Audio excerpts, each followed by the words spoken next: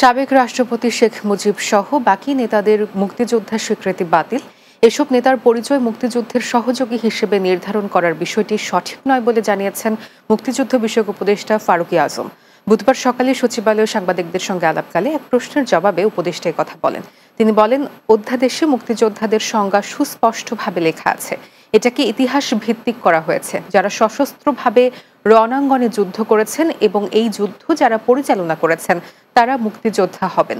মুক্তিযুদ্ধকে সফল করার জন্য যারা দেশে এবং দেশের বাইরে থেকে সহযোগিতা করেছেন, কাজ করেছেন, যারা সশস্ত্র ছিলেন না তারা মুক্তিযুদ্ধের সহযোগী হিসেবে বিবেচিত হবেন।